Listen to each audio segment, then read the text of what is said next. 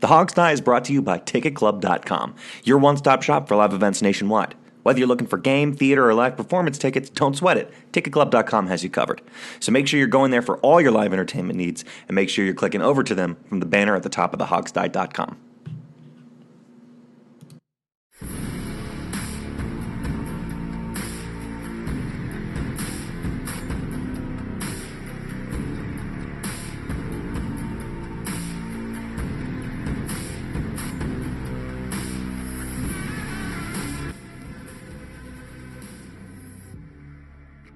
Welcome back, everybody, to another cutting-edge Hog Sty episode. Come along with us on this podcasting journey. It's Memorial Day weekend as we record this, and it'll be posted on Memorial Day itself, so happy Memorial Day to all of you people at home. My name's Sean Conti. Steve Thomas and Alex Zeese round out this crew of ragtag heroes. How you guys holding up in the wake of this utterly distressing Game of Thrones finale? First of all, Memorial Day, please take a little time out of your day to remember those who have fallen. It's actually kind of a hard weekend for some folks. Everybody who served has some. I do. And it's weekends like this where I remember them. And so please take some time to say thanks to those. So I don't mean to get us off in a distressing start, but a lot of people were far worse off than me. I wasn't an Army infantry or Marine infantry person who has lots of dead, so yeah, please take some time to remember those folks, because that's why we're here. No. Right. It's not just about the barbecue because of the sacrifices those people made. Right. And sad to note just locally that this is apparently going to be the last year that they do the Rolling Thunder for Memorial Day weekend. Yep. Money and politics. Yeah, it used to be pretty much just a nonpartisan thing, and it's gotten too political, and the people who started it don't like that. Politics is the death of reason. It's a shame. Yeah, well, and then the fact that the Pentagon was charging like $200,000 or something for it to be done. That part's don't change. It's probably I know. Well, but not for the people raising the money. Anyway. All right. Well, hey, a good message up front. Bummer. Though. No, and in Game of Thrones, by the way, you mentioned that Game of Thrones. Benioff and Weiss, you guys suck. You ruined the show. I hated it. It was awful. Thanks a lot. Thanks for nothing. You're not alone on that. Yeah. Steve is very mad about it. I just kind of accept it and move on. You guys ruined the show. I don't know if you'll not move on. Moving on is not your strength, dude. I'm proud to say I hold grudges. And so, will I hold a grudge against those two for ruining one of my favorite shows? Absolutely, yes. I'm proud to say I hold grudges. What a statement. What a statement, And Steve. Furthermore, those two guys are about to write the next Star Wars, which I think I'm probably done with Star Wars anyway, so I probably won't watch it, but, we'll see. I'll watch this last movie that's coming out this year, and then I really don't care. The next movie when it comes out on, I can get it on my TV, though. I don't know. It was that bad. That was the other one. That was pretty bad. Oh, yeah. Oof. Yes. God. This has just been an incredibly distressing start. Pop culture's dying really, now. I'm down in the dumps now, big time. God. Yeah. Well, all right, let's jump on. Am I wrong, Sean? No, not at all. Both these, First of all, I mean, regarding Star Wars, like you said, I'm pretty close with you. I'm almost done with it at this point. This new trilogy for the last X many years has not really held my attention very much. So that, coupled with Game of Thrones' crappy ending, this has been a terrible pop culture recent time period here. Yeah. Well, I mean, and then Marvel ended around the same time. Well, they're just entering Phase 5 or everything's whatever, gonna Phase 6 or something. Right. When they get rid of all the characters everybody knows and replace them with characters they don't know. All, so I don't know, but my guess is that there will be as many phases as is necessary to keep people going to the movies. That would be my guess. Oh, yeah. Well, yeah, but without spoiling too much, Steve, after this, there's... Okay, well, all right, if you still haven't somehow seen the movie at this point, yes, and if you care, just mute me for a minute. Captain America and Iron Man, the two major characters, are done at this point. But they're just going to get new versions of those characters. I'd imagine there's going to be a new Captain America. But the original characters are gone. Iron Man were the same movie. Okay. All right. That's what the Avengers Marvel thing is. I saw the first Iron Man movie, which I thought was very good. I saw the second Iron Man movie, which I thought was stupid. Right. And I saw the third Iron Man movie with the boys, and I thought that was just absurd. So that was it. Tell you what, Bolt. Right. Well, okay, so that's kind of those are major characters if you are a comic book nerd. Yeah. You understand that part at least, right? No. Yes. Bold statement. Those movies have held my attention. I found them better movies than the new Star Wars movies. But hey, that was a very salacious statement, and I hope generally speaking, yes. From hearing us say that. Generally speaking, I agree. Although they're all kind of blur together at some point. It's hard. Like 10 of them now, right? There's a whole bunch of them. There's so many. Oh no, 24 or something like that. It's so uncreative, man. Yeah, they did 2 a year for like 12 years. Please stop remaking movies from 20 years ago. Right. That doesn't need to be remade in the first place. Stop. We're up to Terminator like 15 now. It's about to come out. Right. We're going to be on our fifth Batman character. Hollywood needs to actually reboot. Do something new. Please, I'm begging you. Well, I mean, there are people doing something new, but they're not going to risk $250 million on it. And Hollywood doesn't care about spending $20 million on a movie that's going to make $100 that's an $80 anymore. million That's profit.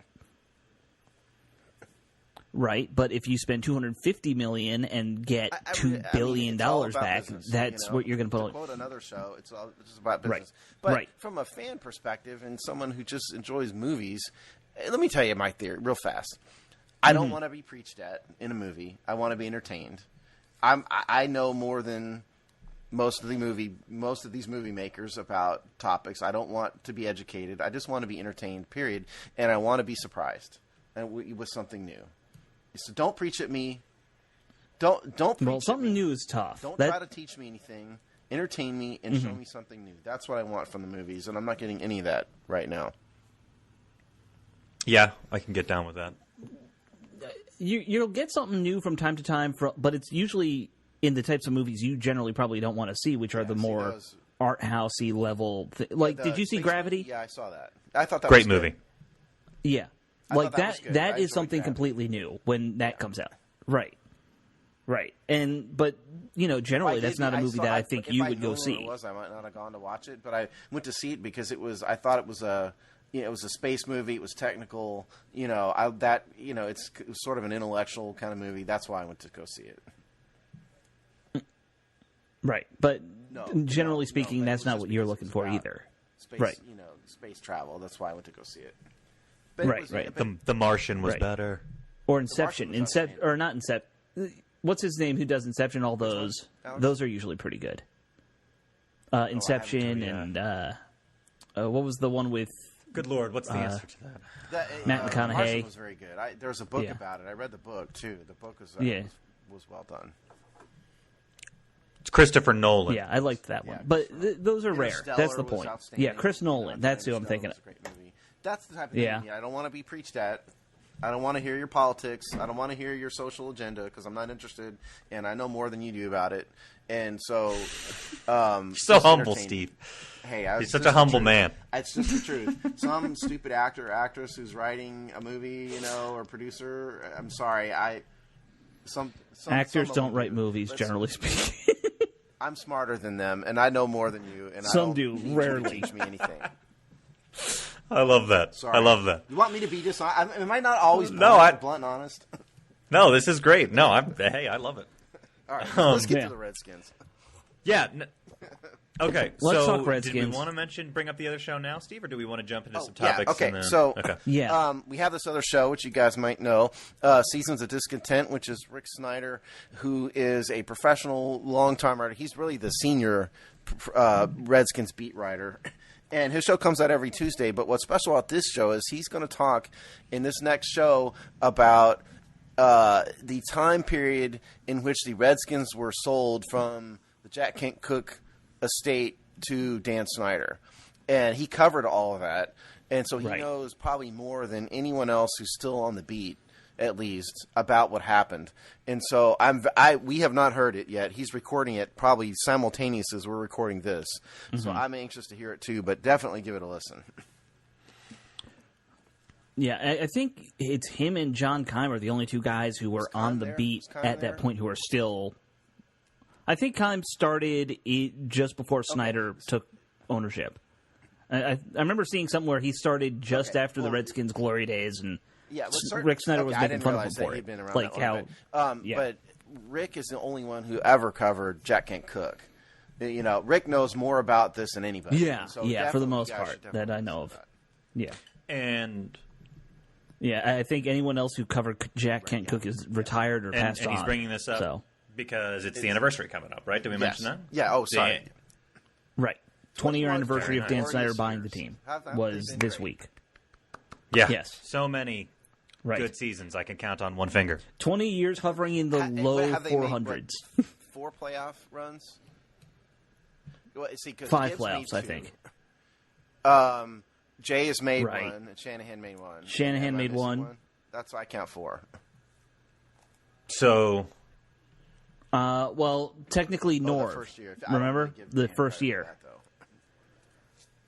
right? Because he bought him like mid-season or something. I would say 4 playoff runs, whatever. Yeah, and one playoff victory because Gibbs won a playoff game. Gibbs won 1 playoff game. Was it 1 or 2 playoff victories? We never got to it's the low. NFC I think game, you're so right. They 1. win 2 wild card games is really the question. Well, it's again, if you don't count the Norv, then it's probably 1 because Norv got 1 victory there. We had the botched field goal that was going to tie the game against Tampa. Right. Yeah. In the second round, like we should have won that one. That was the high point of Redskins football over the past 20 years, folks. Chew on that one. Right. Yeah, that, and we kind of sort of almost beat Seattle to get into the NFC Championship.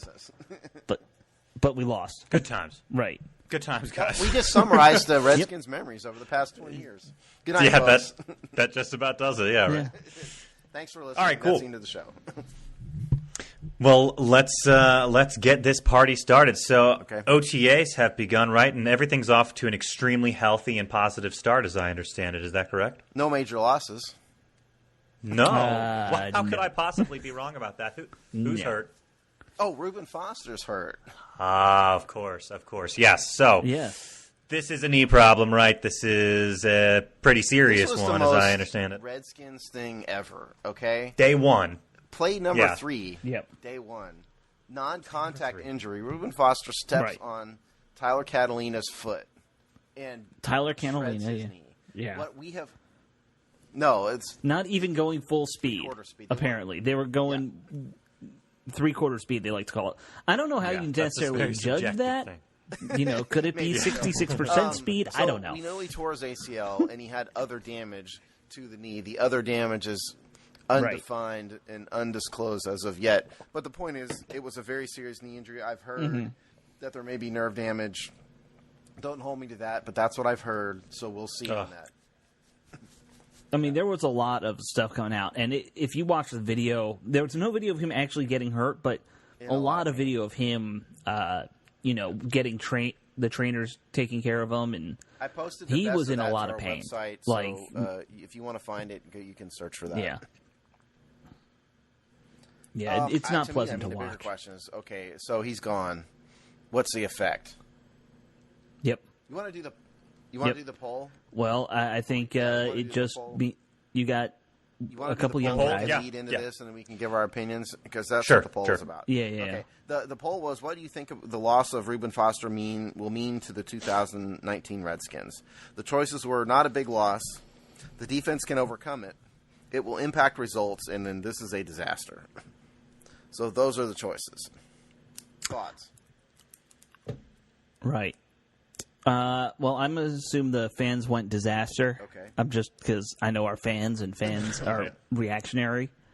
I think it's actually something the defense can overcome personally. I'll get into that once we finish the poll stuff. I mostly agree with Alex. I think this is something they can overcome. And I think the public probably said it will impact results because, I don't know, that sounds like kind of a wider range of possible responses. So I'm going to go with that one. But, I'm always wrong. So, well, the winner, it was a close vote, actually. The winner by a vote of 44% was the defense can overcome it.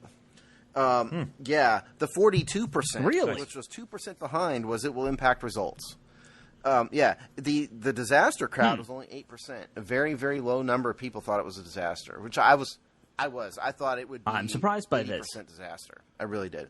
Wow. And then the 6% of you out there thought it was not a big loss. So interesting that it's almost an even split between unhappy and it is. It's 50-50. Yeah. And if you think about it. Dead tied between overcome and impact results up until the last hour, as a matter of fact.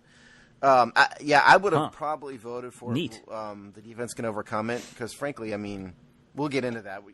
Let me read a few comments here real fast. We got more than one female comment, so keep women out there. Keep yay! Writing. So we've got Julie, who is at Resist 1972, and I'm just going to pretend for the sake of the argument that she's like resisting the advent of too many fast food restaurants or something.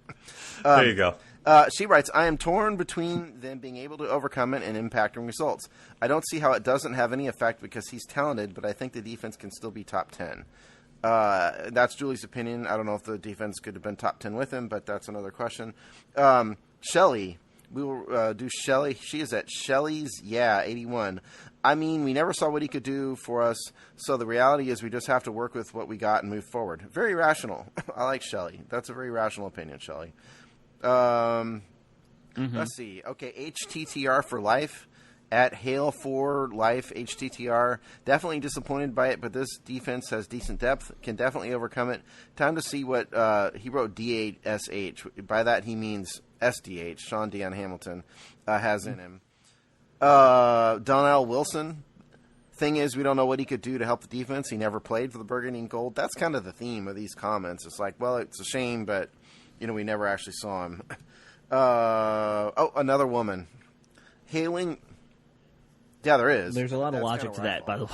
Hailing Melissa writes, can't miss something I haven't experienced. No one can actually say for sure how it would impact our defense, never having played a single snap for us. There was a couple in here that had a different opinion. Here, give me 1 second. Okay. Alex Ledoux writes, voted for not a big deal. Really, it's not. He wasn't very good in San Fran, and he never played a snap for the Skins. It sucks, don't get me wrong, and I wish him a very speedy recovery, but I don't think his loss is as big a deal as a lot of people. I don't know if I agree with that, but that is Alex's opinion. So that's a flavor of the comments. Most of them kind of went, the way that those couple women voted. So thanks to everybody who wrote in and all. Interesting.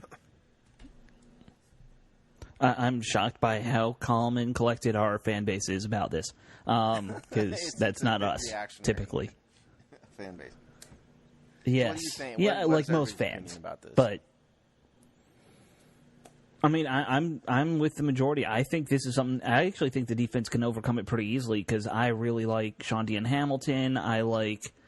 I don't love Mason Foster, but I think the kid we drafted, Coleslaw, whatever his name is. Cole Holcomb. Yeah. Well, I was going to do a whole coleslaw movie joke there. See that? Yeah. Yes. Did, yeah. And it went right over Steve's head because I don't think he's ever eaten a Reuben. Yeah. Right. But I think we have guys who can replace Foster, is the point. Because the design of our defense, historically, as much as people want to think inside linebackers, we need a great one, we've never had one in the last 8 years. It's kind of just been, these are guys who collect tackles. 8 years, I guess, but... Yeah, since London Fletcher, and even his last year or two, he was not... No. Yeah, he was not himself. So, I'm not as worried as long as you can have guys who can move around and just rack up 100 tackles, and I think we have that with a couple of these guys. I think we're okay. I think... I don't know. I think I like the comments that were saying, look, you can't put too much stock in this guy. We didn't know. The only thing more Redskins than a highly touted kind of prospect coming in that everyone's excited about and getting hurt, the only thing more Redskins than that is a prospect coming in and not being very effective. So I feel like one of those two things he was kind of destined for. This doesn't really bother me. It gives you an opportunity to see a little bit more about the previous pieces that you've picked up and put in place. It's disappointing, but... I don't know. It's kind of hard to imagine ginning up too much outrage or emotion about losing him at this point. I don't know. You see, for me... I'm not torn up. For me, I never had faith that he'd be there in the first place. Right. Because Reuben Foster is a mess, okay? In 30... Yeah, personally, he's a mess. I always thought something would happen. In 2 years, he's played 16 games. That's half. He's only been there 50% of the time for a variety of reasons. I think he was hurt. Yeah, exactly. And now it'll be 33% of the time. I think he was hurt before. He lost half the season. In 2018, obviously, or 10 games. So I never thought he was going to be there. I think the idea of Reuben Foster is really good, and I think the defense could use a guy who is very hyper athletic at the weak side linebacker position. I think that would be what the best of Zach Brown was. Reuben could be better.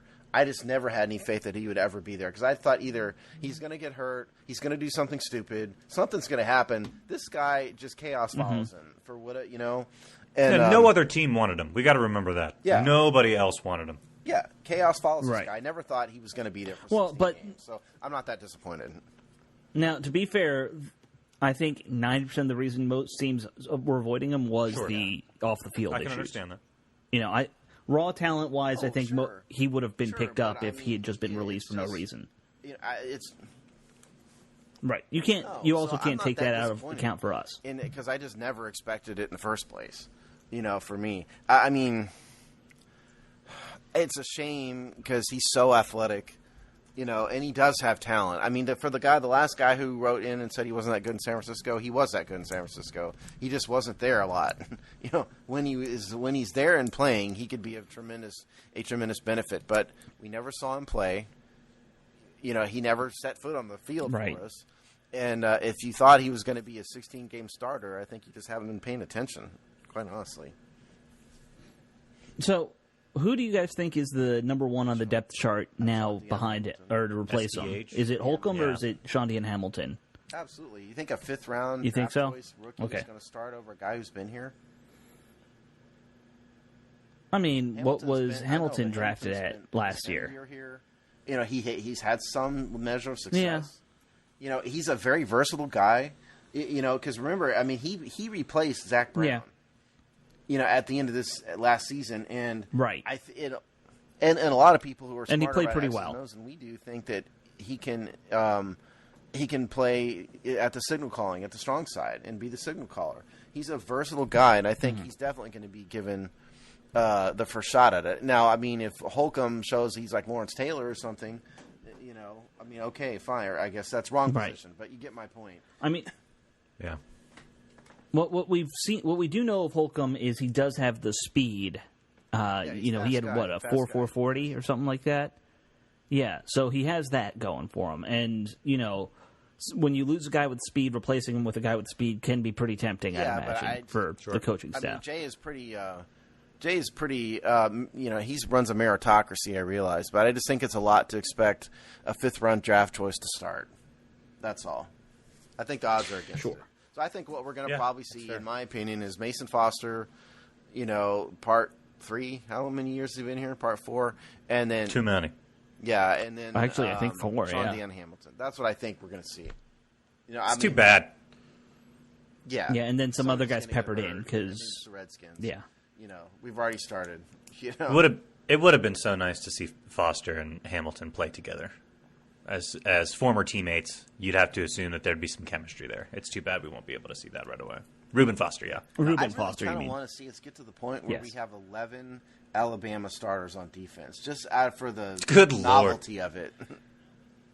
Well, I mean, now we did replace Foster with another Alabama guy. Who's the guy that we picked up again? Is Bostic? Is that his name? John Bostic. Yeah, let's talk about John Bostic. No relation to Jeff. No relation, but let's talk about John Bostic real fast. The Redskins did sign him. He was a second-round draft choice of the Chicago Bears in 2013. He's been around and around and around. He's been passed around more than Courtney Love, at a rock concert. Yeah. Hey, he kind of busted as a second-rounder, but he's a depth guy. The Bears, with the Patriots, the Colts, and with the Steelers. But But he has been a full-time starter the last 2 years. He hadn't stuck with either team he started for, but at least he's been a starter. Yeah, it's probably the best I could do, given the time period in which a Foster's injury happened. I gotta assume then there must be like a personality issue if you're starting, but you have to transition teams every year. It's got to be like a DJ Swearinger kind of thing. Stat-wise, he had 97 tackles with the Colts in 2017, 73 tackles with the Steelers last year. He's not a big sack guy. He only has 5.5 sacks in his career, which isn't surprising given that he's he's an inside linebacker. It's probably the best they could do, given that it's the middle of May. Yeah, but there's a mentality, I think, that when it comes to inside linebackers, you can find a guy who can get a bunch of tackles now off the street. The point is to funnel tackles to the middle linebackers. They're going to have numbers. It doesn't mean they're good. Right. It just means they have numbers. Right. You really have to break down the numbers more and look at TFL and stuff like that. You have to watch the film. In terms of tackles for loss, I have that too. He had 6 tackles for loss in 2017 and 5 in 2018. Yeah. So there you go. That means he's getting numbers, but he's not making big plays. Anything like that. He's been moved around and around and around. No. What can you say? I still think that Hamilton's going to start over him. Yeah, I'm with you on that. I agree. Probably. If you had to predict 75 to 90-some tackles, that's pretty average to maybe slightly above, right? Yeah, roughly. In rough somewhere numbers, in there. Yeah, usually you'll have one guy who gets over 100 and the other guy's in that range. Okay, well, there you go. So the prognosis for him is, expect probably solid play, but don't hold your breath for any, lights out, highlight reel stuff. Right. At least we have some depth at the position. It does stink to lose a guy you were touting as, hey, it's an extra first rounder, like the team was doing. That's the Redskins. We deal with that all the time. So. The prognosis for Bostic, in my opinion, is average. He's a guy. Right. Yeah, exactly. He's kind of a meh guy. Yeah, it's a shame, but I'm just not going to get too worked up over Foster because, I just didn't expect it in the first place. I'm disappointed that the Bentley dealer didn't deliver a Bentley to my doorstep this morning, but since I didn't expect it, I'm really not going to. You're going to be able to live with it. Yeah, I'll live without it. Yeah, I'll live with it. Right. Well said. All right, cool. Well, do you have anything else on the linebackers or Bostic or no? Sorry, Hole, go ahead. or no. Okay. Well, we do have a couple other things to do today, including continue our position group breakdown. But before that, do we want to talk about some of this Keenum versus Haskins stuff in camp going on? Well, first of all, let me run through this real fast. We had a roster move. We lost a guy you've never heard of, and we gained a guy you've never heard of. The Redskins cut tackle Chidi Okeke and then signed in his place, I know, Mr. and Mrs. Okeke. Yeah, Mr. and Mrs. It was a fun name. Upset. And then they signed tackle Adam Bisnawati. So that was the big Bisnawati. Right. And I honestly don't know if you said that right, but it sounded good. So he played with the Giants as a starter, I think. That's the only thing I'd seen of him. Somebody, when they signed him, they're like, look at this one play where he's blocking downfield for the Giants. And it's like, that's all. That's all he has. Okay. You will not Sounds see. great. We will probably never mention him on the show again until at such time as they cut him. Well, maybe if he makes preseason, maybe he'll play, a couple downs, and we'll never mention it. But, yeah, so let's talk a little bit of Haskins and Keenum. There's not much to say yet, but this is going to be the fight all camp, There's nothing right? to say, we but know that hasn't stopped people from typing furiously about it. Yes, there's been a lot of writing. If you've watched any film or highlights on YouTube or Twitter or wherever you're watching your highlights now, Instagram, Snapchat, chat filter, whatever. Twitch, I don't know. I don't know all the things. Twitch. Sure, we could do Twitch. Twitch, yeah. Chat roulette still a thing? I don't know. Is that like you're going to get a virus if you click the wrong link? You're going to get worse than that. You don't want to know. Okay. That's all right. We'll go down that later. But Haskins has looked good in all the tape that you'll see out there. He's darting balls around pretty good. But it still feels to me like it's Keenum is the number one guy still for, at least the start of the season.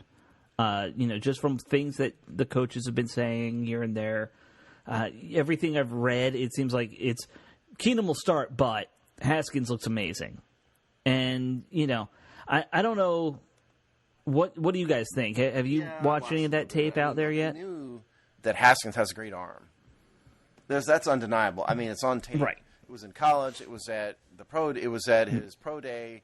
It was at the combine. There's no debate he has a great arm. There's no debate he has the best arm on the team. Right. There's no debating he'll be a quality quarterback. He has all the makings. I mean, he hadn't proven anything. And quarterbacking is more about the mental aspect, I think, to me. He's proven that he has the talent, the physical talent to have it. To me, I mean, I would be predisposed to start Case Keenum.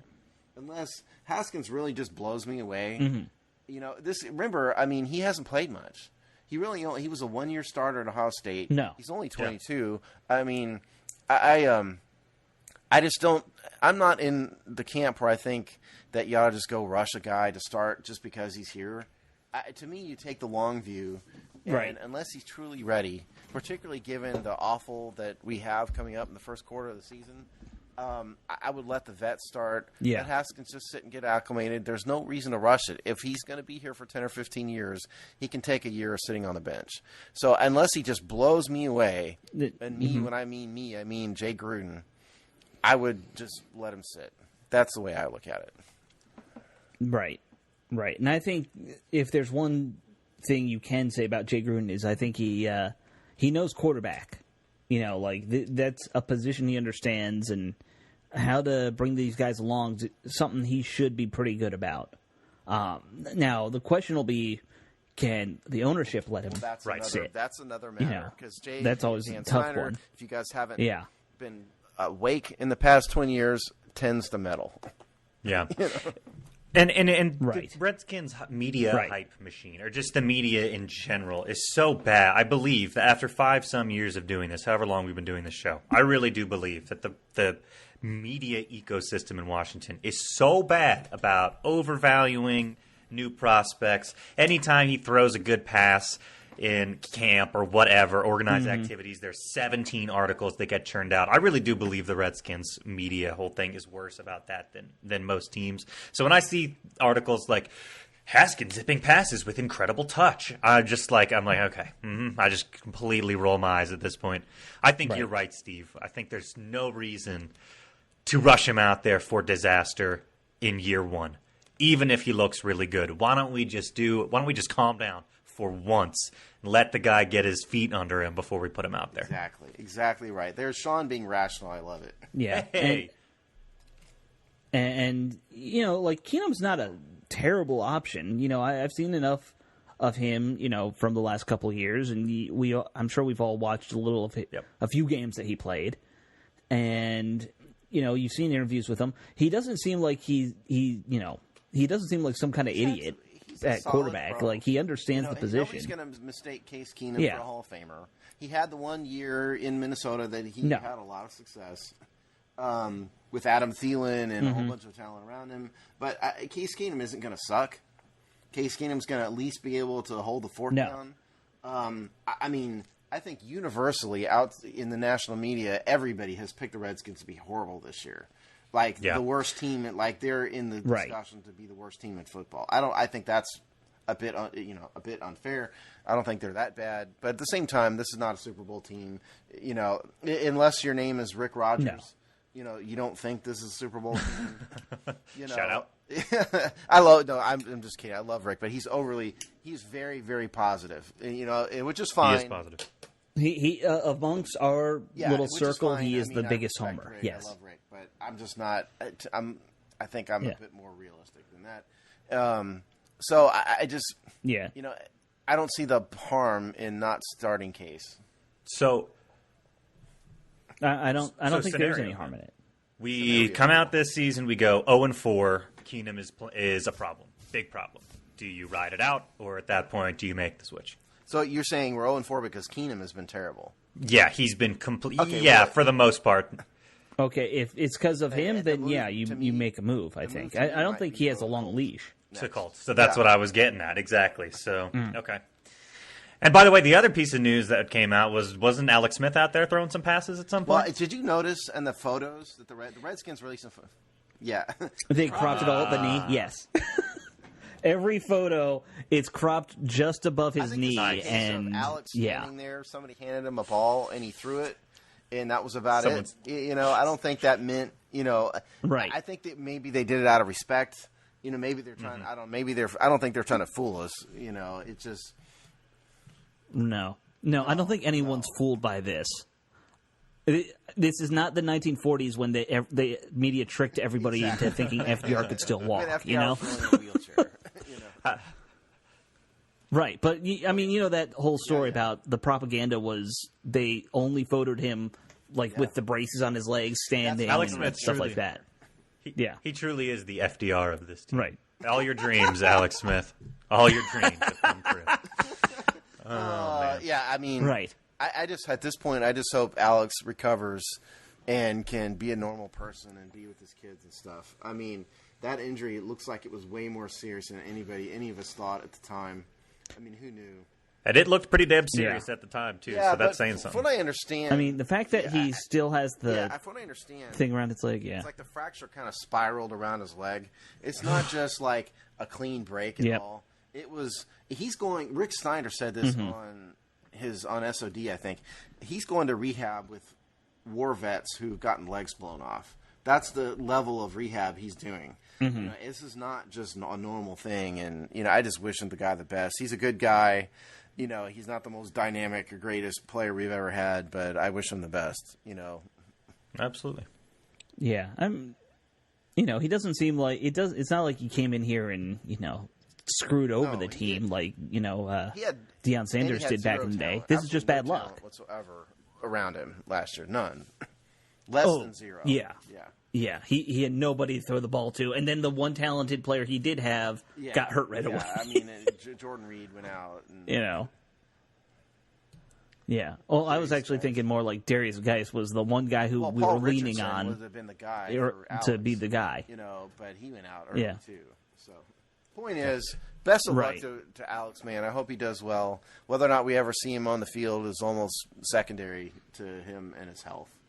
Agreed. Ability to walk around and just. I think we all know the answer to that, though. I'm not too worried about whether he plays football again. Yeah. Although I think once he gets healthy, I wouldn't be surprised to see him on an NFL coaching staff. Everyone says he's one of the smartest guys in the league. You got the smarts and kind of a calm demeanor and lots of experience. Yeah, that says a lot. So that's probably a good call, Alex. I could see that happening too. Yeah. Speaking of coaching staffs, did everybody notice that Keyshawn Jarrett is now an official? I saw that. Yeah, we didn't mention that before. Yeah. Keyshawn Jarrett is now the defensive quality control assistant, which is kind of the entry level coaching, coaching position on a team. Mm-hmm. It's where they put you before you decide what position you can coach. The gritty kind work, of thing, cut and film, and that kind of thing. But Keyshawn Jarrett has always been known as a smart guy, and clearly they love him because they've let him hang around the team.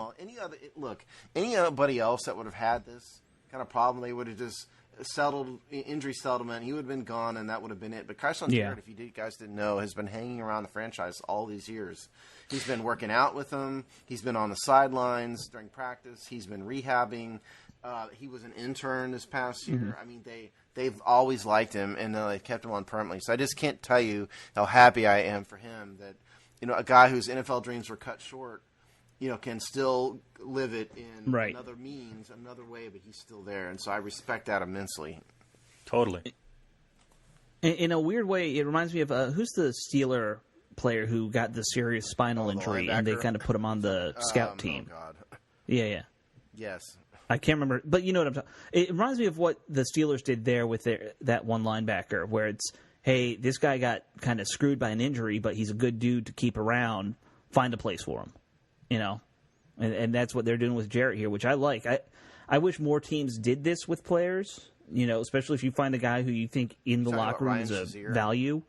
Yeah. Yeah. He's another that's good who guy. it is. Shazier, thank you. Like him. He's another one. If it had just been a regular player, they just would have settled with him and goodbye.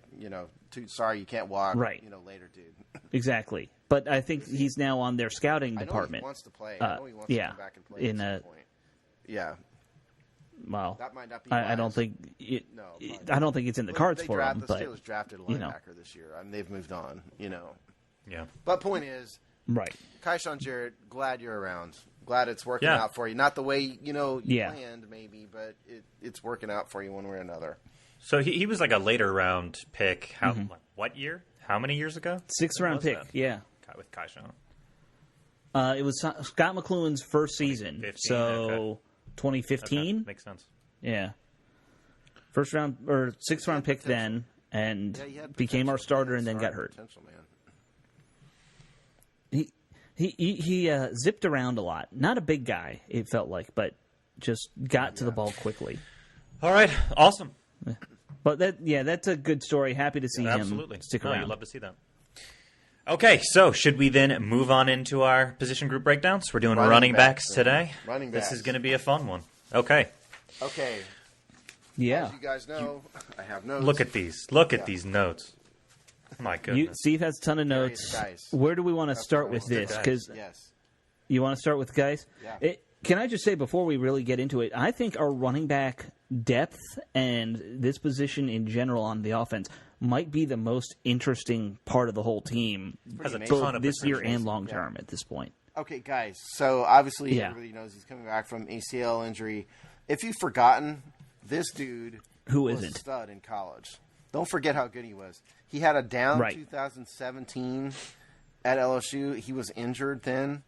2016 was the nadir, if you will, of his college experience. He averaged 7.6 yards per carry in 2016. He is one of the all-time greatest LSU running backs. All-time great. He was all told he was averaged 6.5 yards per carry in his entire college career. That's with the down 2017. He was a stud in terms of the combine. He ran a 4.49 40. So to me, the obvious question isn't great insight, but is whether he can come back and be Darius Skies again after his injury.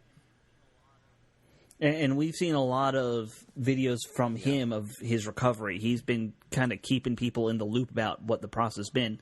And he looks pretty good in what he does put out there. He did that cone drill a couple months back where he was kind of showing that he could move laterally pretty well again. Stuff like that. Not great. Yeah, still a ways to go. But, I mean, considering that, he's a power back to begin with, lateral might not be where we're using him much anyway. This guy's the power back. I think at his best. But I think style-wise, he's 230. He's a big guy. He's a big back.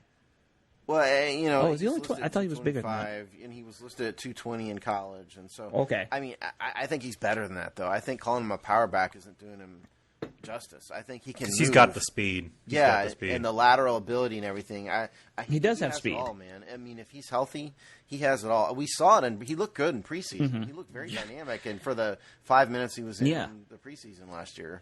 Yeah, I mean, that play that he got hurt on, he cut it real far out to the outside and was running. He was speeding up the sideline, and then boom, lights out. Yeah, he was. But my point is he's a physically bigger guy. Like, he's the kind of guy you don't want shying away from contact when he's running. Like, you can tell he can knock over a corner or two. I think if you're trying to say keep he's going, Earl Campbell that's what style, you want. I think that's not fair. No. I meant more.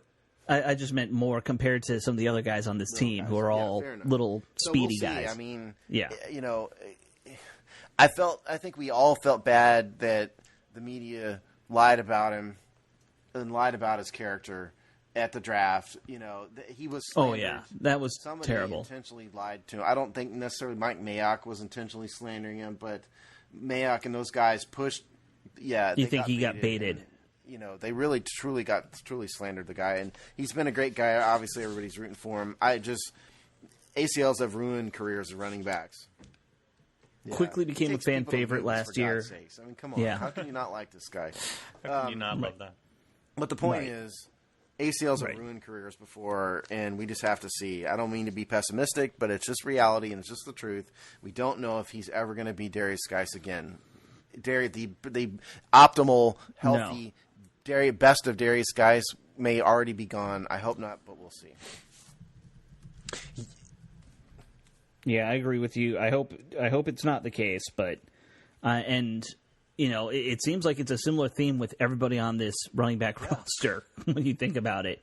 Adrian Peterson went through this years ago, and Thompson's gone through it, and Bryce Love's going through it. Well, it's weird. Oh, go ahead, Steve. I think we were on the same lines because I was going to say I want to talk more about Geis, but I kind of want to get this next guy out of the way and then come back to it for you want to specific go to next reasons. Then, so, Sean? I was about. Who were you gonna? Who was your instinct? I was gonna go Peterson. Yeah, that's what I was thinking. Okay, so let's do Peterson. Okay, so Peterson. Okay, he's not getting enough credit for. Yeah, listen. For what he did last year. He get a ton of credit. Was maybe the second or third greatest season for any running back in NFL history. That at age 33 at his age, yes. He was truly great in that regard. The idea that he had over 250 carries, rushed over 1,000 yards, averaged 4.2 yards per carry. There's only been I'm trying to pull. I wrote an article about this in the middle of last season. I'll find it here. But there's only been like 2 other seasons that's ever happened. Okay. No. Yeah, I think John Riggins was one. No, wasn't Riggins? Yes, but he played into his late 30s, didn't he? All those things. Just give me a second. I'm going to find it. Okay. Well, yeah. Let's keep talking about him. I agree with you that he doesn't get enough credit. What I think is going to be interesting this season is, let's say people start coming back. Everyone's healthy going in, except for Love, who won't be at the start. One thing I did pick up on with AP last year is the first half of the season. I think most of his games he was really dominant, and he started to kind of tail off a bit more as the season progressed, and the line was less healthy. There are other factors, but I think it'll be interesting to see if with this stable of running backs we got now, do we start off and say Peterson's kind of the starter for weeks 1 through 8, and then go to Geis as maybe the more dominant back in the second half of the season to keep legs fresh, that kind of thing. Geis is even healthy. Okay, I found it. Okay, this is written by a brilliant author, namely me, back in September of 27, 2018. So the beginning of last year. Okay, here it is. So there have only been 4 players who have run for over 1,000 yards at age 33 or over. Riggins was one. John Henry Johnson, no, but I'm going to get to him. That was right. John Henry Johnson, Frank Gore, and Franco Harris. Okay, that's it. That's the list.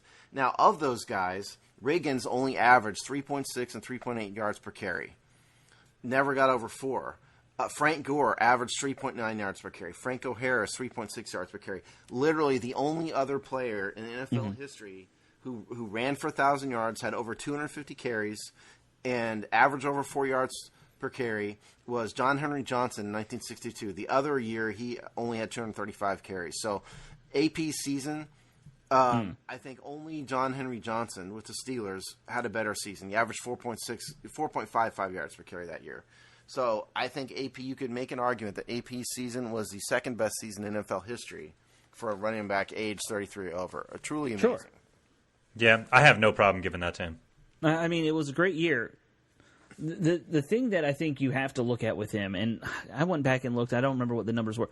He would have usually 1 or 2 good games in a row, then he'd have one real stinker throughout most of the season last year. Largely ineffective, which is just... Yeah, where he gets like 18, 20 yards, something like that. The nature of the game, the team, and the injuries and everything else. Yeah, but I think... Yeah, and I think injuries play a big factor. I also think, a guy at 33, you can't expect him to bring it 16 games in a row. That's a total. Freak of nature. Yeah. That's true, but even freak of natures get old, man. Like that's my point. Simpson next year, but I think don't underestimate that this guy. I mean, he can still do it I think you could make an argument, at least, like you were saying, Alex, before, that Peterson ought to be the running back one to start the year, depending on how Geis looks. If Geis isn't absolutely, positively 100%, don't make him be the feature back and get 30 carries a game. AP can do this. Adrian Peterson is better. No. When he gets the carries, when he gets the carries, he can run downhill, and he gets 20 carries a game. He's better like that anyway. So if Geis isn't totally ready, just let Peterson start the year. Right. I think that's what you should do. But I'll say this though: if Geis is ready, I would basically almost switch him off every week. Week 1 it's Peterson, week 2 it's Geis, week 3 that way it keeps them fresher through the season. That's all you got to do. Situationally too, I wouldn't. Well, but I don't feel like either of them is a good spell guy. They both are the guys who want 20, 30 carries a game. I don't think that's realistic. Jay Gruden isn't going to do that. Teams don't do that.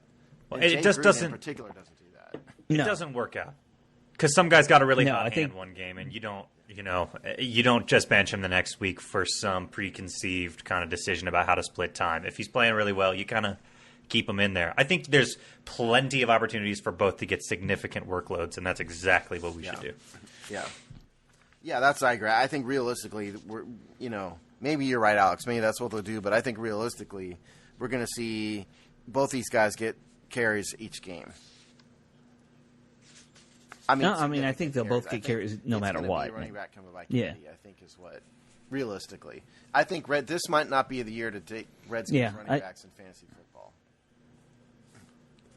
I just don't know if it's the question that you always ask about these featured back type guys. Are either of them going to be effective if they only get 10 carries each? Because they're typically Peterson's at his best when he gets close to 20. I hear you. I just don't think that Jay's going to do it. I just don't. No. Look. Adrian Peterson's going to be a Hall of Famer. He's great. Right. Some of you out there I know still have a problem with him in the criminal thing, with the child abuse allegation. To me, it's done. It's over with. He pled it out and he served his punishment, and it's over. That to me, that's my opinion of it. So I don't hold a grudge against him for that anymore. But listen, to me, if you get charged with a crime, you plead guilty, and then you serve your sentence, you deserve a second chance. He's not running for president. I know. He's trying to be on a football team, and I feel the same about Michael Vick. I'm a dog lover. I hated what he did to the dogs and everything, but on the other hand, he went to prison. He was suspended. He had to declare bankruptcy. All of these other things. He paid his dues, man, and he deserved to get a second chance. That's why I looked at it, and Peterson is the same to me. So that's some of you out there I know don't feel like that, and that's fine. Yeah, I don't know. I think just to sum it up, they unlike quarterbacks, there's no real incentive to sit running backs for a year and let them kind of see another guy do it. There's no incentive to do that. No. You just got to feed them both. Yeah. So feed all of them, not just those two. You got to figure out a way to, and that's going to be now. The one thing is with Gruden having a quarterback controversy already going, maybe feeding the running backs is the best thing he can do on offense. Adrian Peterson is best when he's in a power eye, running downfield, when he has blocking in front of him. Yeah. A gap, B gap. Jay used him in doing other things last year. I think Jay makes a mistake, and he's done this with other players too. I think Jay sometimes tries too hard to force players into a system rather than adopting the system to the strengths of the players. I think that's a weakness of Jay Gruden. Yeah, how many times did we see Peterson get the ball in a shotgun delay handoff and it didn't work? Let Adrian Peterson be Adrian Peterson. Let him do what he does best. And I think that will serve the team the best. So, that's Adrian Peterson to me. Mm-hmm. There you go. Let's talk about the next guy on the list then. Okay. Who you guys want to go to next? Thompson? Okay. I would say Thompson, yeah. Let's get the guys who were here last year out of the way. 5'8", 195. Only played 10 games last year. Chris Thompson, to me, his primary issue has always been injuries. I went back and looked last night when I was doing prep for this. 2013, torn left labrum, only played 4 games. 2017, fibula, and then last year it was ribs, a serious ribs injury, and that really held him back. Yeah. Well, and let's also keep in mind last year he was never fully back from the fibula last year was a really to begin down with. Year, okay, for him. Yeah. 2015 averaged 6.2 yards per carry on 35 carries on the season. 2016, 5.2 yards per carry on 68 carries. 2017, 64 carries, 4.6 yards per carry. Last year, 43 carries, only 4.1 yards per attempt. Just didn't look dynamic. Didn't look like himself at any point in time. No. He didn't have his speed that he used to have. In the receiving, like 2017, he was averaging over 13 yards per reception, down to 6.5 last year, which is a career low dating back to 2014. So. Yeah, I mean, you go back to before he broke his fibula, which, that was a pretty serious injury at the time. He was on pace for something like 1,500 all-purpose yards as a receiver and a runner on offense, and then he broke the fibula and he was done. Like he was the offense that year for us, and if he could come back and become that again on third downs, I'd love to see it because he was probably one of the most dynamic weapons we had in the last couple of years. Since Deshaun Jackson. Well, you could make an argument maybe for a healthy Jordan Reed, but are two words that do not belong in the same sentence. Right. Fair enough, but same with Thompson. The living embodiment of Brian Mitchell. I think he's best served when he plays that role. I don't think Thompson is nearly as effective when he's an every down, first and second down, power back kind of guy. He's just not. That's not using him in the most effective manner because when he's most dynamic is, when he can, the threat of him to do a lot of things is evident. You don't want him running the ball through the A gap on 1st and 10. You want the defenses guessing what he's going to do. Right. He's most dangerous in a shotgun kind of. Is he going to go out into a flat? Is he going to get a delayed handoff? Is he going to maybe get a screen pass? That's when he's at his best. I also think the Red Jay has not done a very good job in the past couple of years of using him on more than just third downs. It's pretty apparent. Jay's play calling got a little bit stale. Yeah, I'm glad you're saying this. Especially last year, yes. So we know what's going to happen. He's going to run on first down, out of shotgun. At a shotgun, yes. And, he'll lose yards. We'll check down, to square out, or running back leaking out, into the middle of the field, for 3 yards, and then Chris Thompson will come in on third down, and it'll be a screen pass to Chris Thompson. Exactly. I mean, we need to get beyond that.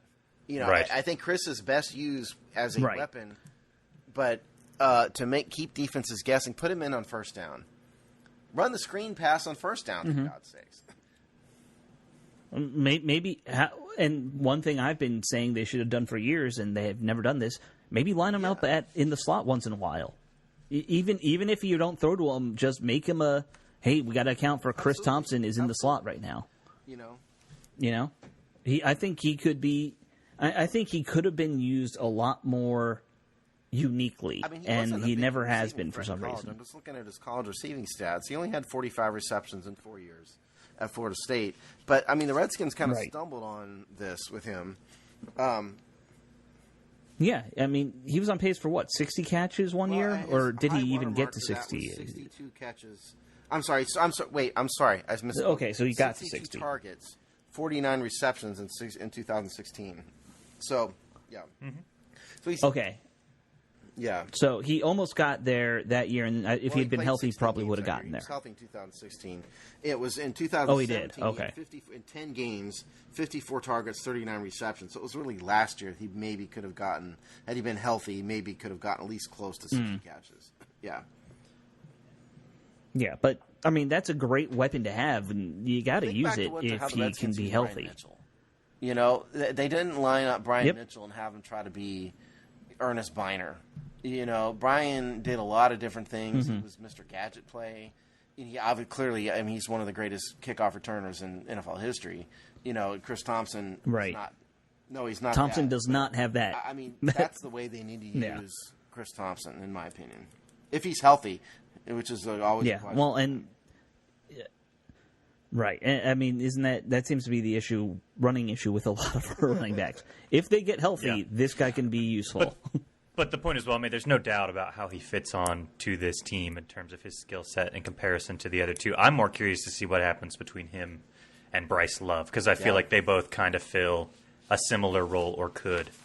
So I think that's the real question. There's no doubt, though, about what Chris Thompson represents on this team next to Darius Geis and Adrian Peterson. He's the speedy third down, change of pace guy. Throw him out there. He's an extra receiver. It's pretty clear. Right. We used to, or not, I shouldn't say we, but there was a guy at Temple who they used to always call the jitterbug, and that's what Chris Thompson reminds me of. He's that guy who just, you get it to him in space, and he can run left, right, and get forward, just dodging everybody, because he's little. The size helps. You want to go Bryce Love next, since we mentioned Bryce Love? Sure. Okay, Bryce Love, let's 5'9", talk it. 200 pounds. Bryce Love at his best is an every down feature back. Bryce Love at his best was the best running back in the country. Okay, 2 years ago. 2017 at Stanford. 263 carries, 2,118 yards, 8.1 yards per attempt in just 13 games. Yeah, was the second. He was the runner-up in the Heisman to Baker Mayfield. Which is nuts when you think about it, because anytime... Yeah, running backs getting 2,000 yards, I feel like, should win the Heisman. That 2018 version of Bryce Love averaged 4.5 yards per carry. Well, he barely played too, right? He was only in and got hurt. Games, wasn't he? He was active for 10 games. He was active for 10 games. Okay. 166 attempts. He was hurt. Obviously. He obviously tore his ACL. But before he tore his ACL, he was not nearly as effective as he was in 2017. What I wonder about Bryce Love was 2017 just a fluke? For whatever reason. I don't know who Stanford played, or anything like that. But, he averaged, he had 111 attempts in 2016, 7.1 yards per attempt. But it just tailed off so much.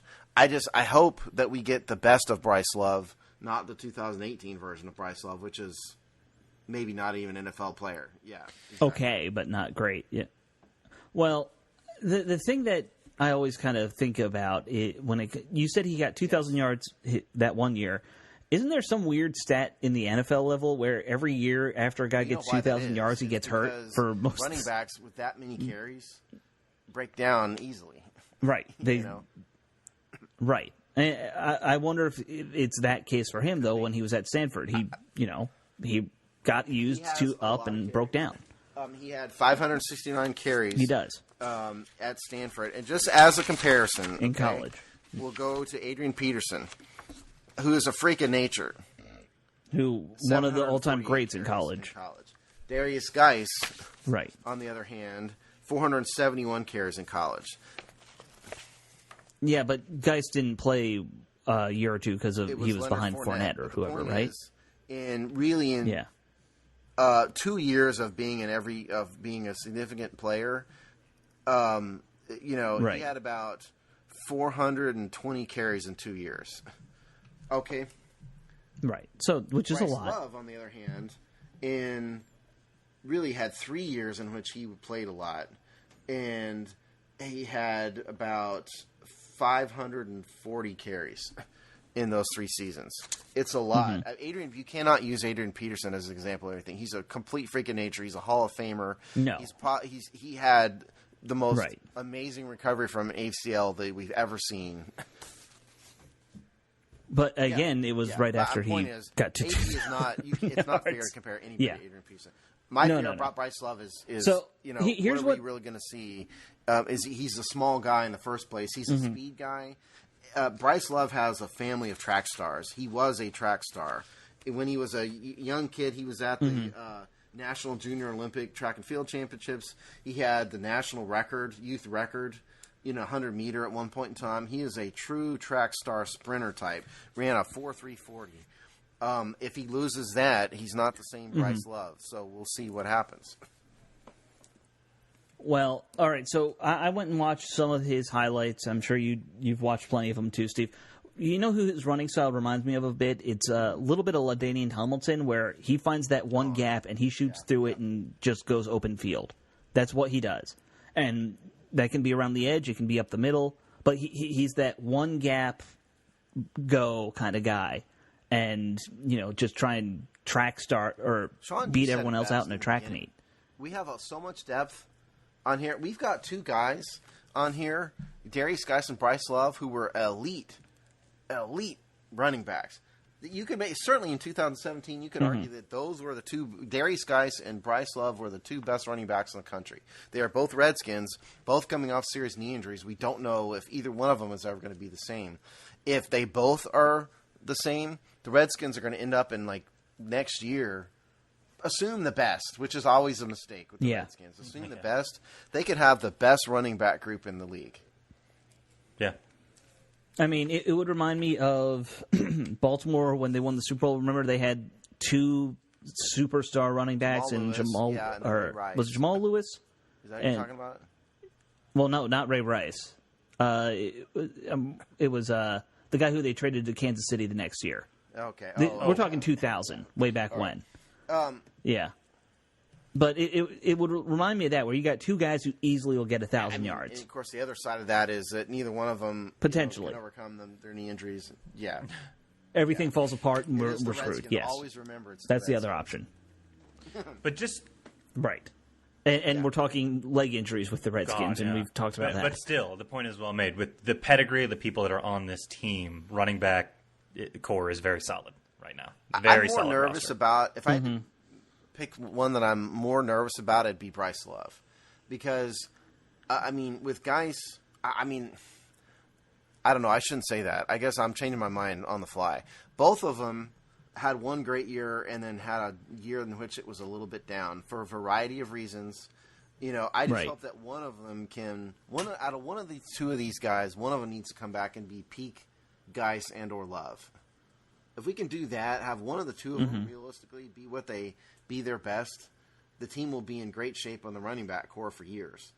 So I'm just hoping they can bat 50%, out of these two guys. If they can do that, we'll be good. If they can't, we'll be drafting another running back in 2 years. Well, it depends on who the coach is, but I also think that generally speaking, teams just keep drafting running backs and don't sign anybody anymore because why pay a running back? Right. Yeah. But you know what I mean. Generally speaking, teams tend to just churn through running backs these days. That's the modern NFL. Love. Just understand this about him. He is a speed demon, explosive, game-breaking, true elite, like RG3 level sprinter. That is who Bryce Love is. Now he has a knee injury. So now, if we can get him healthy, get him in open field, and let's see what happens. It's probable that he's going to end up on the PUP list, particularly if we have so much depth, as Sean said in the beginning of this, so much depth that there's truly no reason to just dump Bryce Love on the field. I would almost say if he's not healthy, just IR him the entire season. We'll be fine. No, we need him to return kicks, Steve. Yeah, because our kick return specialist. Yeah, well, they need sure way to keep him healthy. Well, we have three other guys still technically on the roster, even behind him. So. Okay. Yeah, who else? We got to wrap up soon, Byron guys. Marshall. Let's do it. Let's go to Byron Marshall next. The Redskins chose to keep Byron Marshall over Capri Bibbs last year, which I never understood. Right. I still don't get it. To this day, I don't understand it. 5'9", 225 pounds. He has a career 3.4 yards per attempt. He's had 31 carries in his career, 105 yards. Spent 1 year at Philadelphia. Receiving, he's had 13 receptions, 76 yards, 5.8 yards per attempt. Byron Marshall's a nice player, okay? And he broke an ankle last year. He was on IR, at the end of the year. Right. Didn't he play like 3 downs for us, just like Reuben Foster? And... last year. I don't quite understand why they cut Capri Bibbs and kept him. I just don't get it. But I like Byron Marshall's fine. He's a back of the roster depth guy. I have no issues with Byron. I just thought Capri was a better player. I agree. But the only thing is I think Capri Bibbs was kind of looked at as more of a Chris Thompson type. And maybe they felt like they needed a more every down back kind of guy in the back of the roster. Yeah, it's physically. That makes sense. That reasoning totally makes sense. I don't know. I'm with Steve though. It's kind of like what exactly did he show that you were like, oh yeah, we gotta hang on to this one. This is a real diamond in the rough. He barely did anything. He was injured for most of the year and then came back and didn't do much. So, what can you really say? Are we running out of time, Sean? We're a little over, but let's finish up. Okay. Samaje Perine, fourth round draft pick, 2017, 5'11", 233 pounds. This dude benched 30 reps at 225 at the combine, which is for a running back, outstanding. He's got problems when you go to his bench press stats when you're trying to talk to him.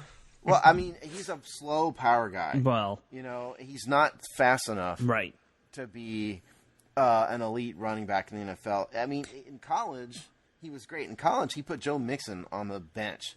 Okay, I mean, I know there's a lot of Samaje Perine fans out there who are listening right now, and the reason they are, for the most part, is he was amazing at Oklahoma. Again, he put Joe Mixon on the bench. Averaged 6.5 yards per carry in 2014. But understand that was the Big 12. It's not the NFL. The Big 12 is college, and they played no defense at all. Oklahoma was, and he played on the best team. Yeah.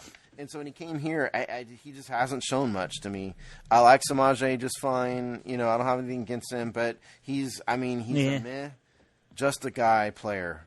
Yeah. And didn't do anything last year. I don't think he even was active for more than 1 or 2 games. Was he active for that many games, really? The 45. I'm just looking at the active stat games. 8 rushes for 32 yards, 4.0 yards per attempt. When he got more carries in 2017, 175 rushes, 603 yards, 3.4 yards per attempt. So that's... Right, which is kind of what I thought he would be kind of level off at, as kind of like your third back on the roster. He'll get a couple carries and, at least give you something. I'm kind of surprised they haven't just outright cut him at this point because, his replacements are here. It's Geis, it's Love. You have been replaced, Samaje. He had a year with the starting job, basically. But you saw what happened. Bryce has a knee. Yeah. That's the problem. I don't think he's long for the team either. Don't get me wrong. I agree with you. But, Bryce Love does have a knee problem. So... The only hope Samaje Perine has left is if he wants to learn how to play special teams and fullback, and maybe he'll stick around. Okay, so there's somebody else on the roster. Do you guys know this? There's 2 other guys on the roster. Yeah. I do. Because I looked at the roster before we started. That's how I know. Free agent out of somewhere called Kutztown. Now, if anybody out there can prove to me with a diploma, a photograph of a diploma, you're a Kutztown grad, I will give you a free T-shirt. Hey, nice. So dust off your cuts down. Yeah, you have to prove it to me via some, photographic evidence that you can email us or DM us. You will get a free T-shirt of your choice from the ones that... I'm assuming 90% of our listenership can't even identify where Kutztown is. Looked up Craig Reynolds. So what he is, he's 5'10", 212 pounds. He's got tiny baby hands. His hands are only 8 3/4. He was his high water mark was 2016. That's when he had 1,189 yards. If you just look at his scouting report, I'm looking at Lance Zierlein's scouting report on him. His scouting reports, he looks the part, looks like an NFL running back, average versatility. He's fairly agile, has smooth hips, above average tackle breaker. Weaknesses, average suddenness. Again, the lower level of competition. He needs to improve as a pass protector. So that was the word on him. So best of luck to Craig Reynolds. And remember, get your free T-shirt now if you're a Kutztown grad and you can prove it. Only one of you. I don't want... Well, okay, I Googled it. It's in Pennsylvania, Kutztown. So it's not impossible that we might have, since that's on the East Coast. Of course, then they'd have to be listening and care enough to get a shirt. And then care enough to go dig out photographic evidence of Kutztown. So I'm going to just guess that I'm not having to buy a T-shirt this week, but we'll see. No, okay, so let's say you can pick. We have a bunch of different weird shirts that I put up there at this point. So if you want one of my Cult of Cult shirts, it doesn't have to be a Hog Sty shirt. Yeah. Any shirt that's available on our website that Alex has designed a whole bunch of cool ones. Right. You need to go check it out anyway. Well, and I've designed a bunch of terrible ones too, but I've designed some cool ones. By the way, Reynolds is from Pennsylvania, so that's why he's at Cutstown. So that's that. Last guy, Elijah Wellman. I don't think that they get a lot of out-of-state football players at Cutstown. Just a guess. Right. Okay, so maybe West Virginia. On the roster, which means if I were Elijah Wellman, I would polish up my resume because Jay Gruden does not like fullbacks. Yeah. He's never. Right. He'd rather use a linebacker at fullback than actually keep a fullback. Roster, dating all the way back to the Bengals, he had somebody through training camp, and they never used him. I can't remember. Right. Because Young was on the roster his first year, and they just couldn't cut him yet because of his salary. I think he's never really used a fullback. Elijah Wellman was a tight end at West Virginia. Believe it or not. But he's a blocker. He had 5 in his college career. He had 5 rushing attempts and 5 receptions. So, wow. Yeah. Lights out. See, that's the kind of guy we should keep at fullback, someone who actually played tight end. What I understand is that Ryan Anderson last year volunteered to be a fullback so he could get on the field. So I think Elijah Wellman needs to beat out Ryan Anderson. I think the tight end needs to beat out the linebacker for the fullback job. What a time to be alive on this team! Right. Oh my God. That's just weird. So that's running backs. Yeah. So wait, what does that make on the team right now? Is that 6 or 7? No, that's 8. That's 8. Wow. Guys, Love, Marshall, 8. Peterson, P. Ryan, Reynolds, Thompson, and Wellman. Let's go ahead and pick our depth chart. All right, kick us off. Yep. Picking the depth chart. Okay, real quick. Number 1 right now is going to be Peterson, just because health. Regular season, he was starter. Mm-hmm. Yeah. Regular season, yeah. So Peterson's going to be number 1, and I'm assuming everyone's healthy. Geis is his, number 2. Chris Thompson gets that third down back role because the Redskins really have said that third down back is almost a separate roster position for them at this point. Then, it's not just the, number 2 guy all the time. So that'll be Thompson. And I think Love probably goes on PUP or IR depending on health. And, that'll be it. I think the rest of them all fall by the wayside. Maybe you keep. Okay. That's your choice. I think they're going to keep. Well, maybe they keep a guy on the practice squad, but that'd be it. Just because of the injuries they suffered last year, I think you hit the top of it right. I agree. I didn't mean it like that. I agree with what you said about the top of it. Peterson is going to be the number 1. Geis will be 1A. Maybe. Thompson is the third down back. Bryce Love is going to be on PUP. I think. But I think they keep someone, one or the other. Yeah. Or IR if it's worse than we think. Someone else, though, on the active roster. I think they keep – I think it's a battle between Byron Marshall and Samaje Perine for the other guy because they had so many injuries last year. I think they're going to be gun-shy and keep a fifth – that's 5 total. So I think that's what they're going to do. So, yeah. I just think that fifth guy will be probably, I guess it'd probably be Craig Reynolds on the practice squad. Fair enough. That's the only difference. So, Sean, what do you think? I think I'm pretty much in complete alignment. Peterson, Geis are the 2 obvious ones up front. Thompson makes sense. Love, I think, definitely. In terms of a battle between Marshall and Perine, oh my gosh. Alex was predicting they don't keep either one of them. Yeah, so I think they will. Keep one of them. Yeah. I think they'll take one at least. Between those 2, I don't know. I don't want Perine anymore. I've seen enough, but they'll probably. I don't know. They'll stash him on the inactive roster most of the season, like they did. Let's go with that. Most likely, what'll happen. I just think we're keeping 3 quarterbacks, and maybe that means one less running back. Hey, can I tell you guys about my Redskins dream? You're not going to believe this. This is great. Oh, no. No, it wasn't. Steve had an erotic dream about the Redskins. That I was working in the Redskins front office, and then Josh Woodrum came to me and said, "What do I need to do to make the roster?" I dreamed that I had a conversation with Josh Woodrum about what he needed to do to make the Redskins active roster. Well, what did he need to do? That's a sign that you have spent way too much time thinking about the Redskins. So here's my first question: how did you know it was Josh Woodrum? Because I doubt you even know what he looks like. Face in the dream. It was just like a blank face with a jersey on backwards or something. I don't know what he looks like. You're right, but I remember we had a conversation with Josh Woodrum, and why he would come to me, why I would know, is another matter. But that's a sign I've spent way too much time thinking about the hogsty.com. My God, my response to Josh Woodrum would be, go play in the Arena League or something, because that's the only way you're playing football again. You weren't even very good in the AAF. Why would you think you're making the Redskins? He didn't. That's why he came to me for advice. Yikes. All right. Yeah, Steve, you need some time off, buddy. If you need some time off from the show, you just say the word. And, we don't want you dreaming about this in your free time. We can cover. All right. Awesome. Well, that's running backs. We have plenty more position group breakdowns coming. Do we have any final thoughts on any of the topics we discussed today? No? Well, I think we were... Best of luck to Reuben Foster in his recovery. Yeah, there you go. God, we say that a lot on this show. Just stay out of trouble while you're hurt. That'd be my... Yeah, please. Awesome. Okay, well, keep checking back with us here on the show because we got tons more content, including, like I said, much more position group breakdowns as the offseason rolls along. We're getting a little bit closer now to football time, so that's always fun. But other than that, we'll let you all go, and we'll see you here next week right here on the Hog Sty. Take care.